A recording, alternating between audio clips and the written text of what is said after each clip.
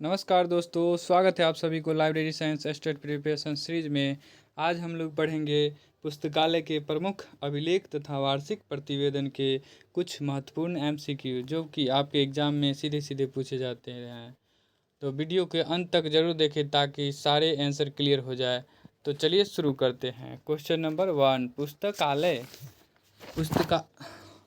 पुस्तकालय का वार्षिक प्रतिवेदन एनुअल रिपोर्ट यानी तैयार करने का मुख्य आधार क्या होता है? ऑप्शन सी, वर्ष भर का गतिविधियों के अभिलेख और पंजिकाएं।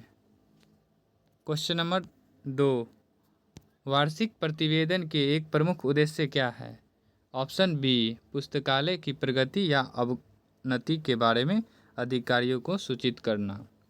क्वेश्चन नंबर 3, किसी विशेष घटना जैसे चोरी या आग लगने की सूचना देने के लिए कौन सा प्रतिवेदन तैयार किया जाता है?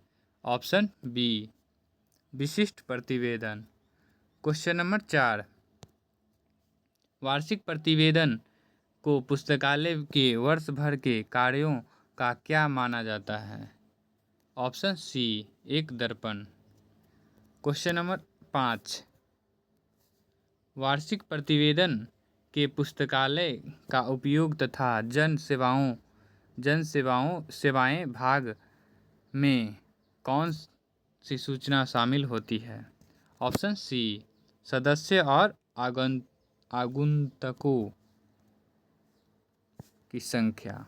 क्वेश्चन नंबर 6, भंडार सत्यापन यानी स्टॉक वेरिफिकेशन के परिणाम की जानकारी प्रतिवेदन के किस भाग में दी जाती है?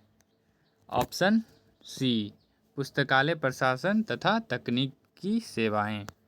क्वेश्चन नंबर 7, पुस्तकालय की आय के स्रोत में पुस्तकालय उपकर का उल्लेख किस प्रकार के पुस्तकालय के संदर्भ में किया गया है? ऑप्शन सी, सार्वजनिक पुस्तकालय।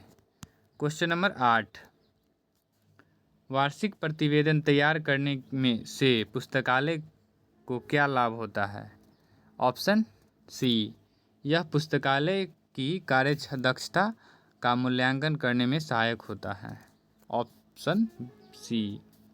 क्वेश्चन नंबर 9, प्रतिवेदन में आंकड़ों को अधिक उपयोगी बनाने के लिए उनकी तुलना किससे करने का सुझाव दिया गया है? ऑप्शन बी, पिछले वर्ष के आंकड़ों से। क्वेश्चन नंबर 10, प्रतिवेदन के माध्यम से सूचना प्रदान करना किस अधिनियम के तहत महत्वपूर्ण हो गया है? ऑप्शन ए, सूचना अधिकार अधिनियम 2005। क्वेश्चन नंबर 11, पुस्तकालय में अंतर ग्रंथालयीन आदान के आंकड़े प्रतिवेदन के किस खंड में दिखाए जाते हैं? ऑप्शन बी, पुस्तकालय का उपयोग तथा जन सेवाएं। क्वेश्चन नंबर 12, खरीदे गए भेंट स्वरूप प्राप्त और विनिमय द्वारा प्राप्त ग्रंथों की कुल संख्या की विवरण कहाँ दिया जाता है? ऑप्शन ए, ग्रंथ भंडार यानी पुस्तक भंडार खंड में। क्वेश्चन नंबर 13, प्रतिवेदन के प्रारूप के अनुसार कर्मचारियों के वेतन पर किया गया व्यय किस मुख्य शीर्षक के अंतर्गत आता है? ऑप्शन सी, पुस्तकालय वित्त।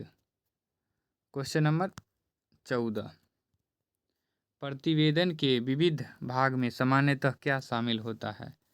ऑप्शन सी, भविष्य की योजनाएं और नई सेवाएं। क्वेश्चन नंबर 15, किस प्रकार के प्रतिवेदन का कोई अस्थायी महत्व नहीं होता है क्योंकि वह लिखित रूप में नहीं होता है? ऑप्शन सी, मौखिक प्रतिवेदन। क्वेश्चन नंबर 16, वार्षिक प्रतिवेदन पुस्तकालय प्राधिकरण को क्या जानने में मदद करता है? ऑप्शन बी, कर्मचारियों की कार्यकुशलता। क्वेश्चन नंबर 17, पुस्तकालय का वार्षिक प्रतिवेदन तैयार करने और प्रस्तुत करने की जिम्मेदारी सामान्यतः किसकी होती है? ऑप्शन सी, पुस्तकालयाध्यक्ष की। क्वेश्चन नंबर 18, प्रतिवेदन तैयार करने के लिए आवश्यक आंकड़े कहाँ से एकत्रित किए जाते हैं? ऑप्शन बी, पुस्तकालय के विभिन्न रजिस्टरों और अभिलेखों से। क्वेश्चन नंबर 19, प्रतिवेदन के प्रचार तथा विस्तारण सेवाएं खंड में क्या दर्शाया जा सकता है? ऑप्शन ए, चल ग्रंथालय द्वारा दी गई सेवाएं। क्वेश्चन नंबर 20, वार्षिक प्रतिवेदन जनसाधारण के लिए किस रूप में कार्य करता है? ऑप्शन सी, प्रचार का साधन। क्वेश्चन नंबर 21, पुस्तकालय द्वारा वर्ष भर में कितनी पुस्तकों की जिल्दबंदी कराई गई है? यह सूचना किस विभाग से संबंधित है? ऑप्शन बी, तकनीकी सेवा विभाग। क्वेश्चन नंबर 22, यदि किसी पुस्तकालय को अधिक धन या कर्मचारियों की आवश्यकता है तो यह मांग किस दस्तावेज के माध्यम से प्रभावी ढंग से रखी जा सकती है? ऑप्शन सी, वार्षिक प्रतिवेदन से। क्वेश्चन नंबर 23, पुस्तकालय में वर्ष के आरंभ में कुल कितनी पुस्तकें थी और वर्ष के दौरान कितनी नई पुस्तक आई, यह जानकारी किस खंड का हिस्सा है? ऑप्शन बी, ग्रंथ भंडार का। क्वेश्चन नंबर 24, किसी पुस्तकालय का आधिकारिक इतिहास जानने के लिए कौन सा दस्तावेज सबसे उपयोगी है? ऑप्शन सी, वार्षिक प्रतिवेदन। क्वेश्चन नंबर 25, प्रतिवेदन में वर्गीकृत और सूचीकृत की गई पुस्तकों की संख्या का उल्लेख क्यों महत्वपूर्ण है? ऑप्शन बी, यह तकनीकी विभाग के कार्य निष्पादन को दर्शाता है। वीडियो अगर अच्छा लगे तो लाइक करें एंड सब्सक्राइब करें।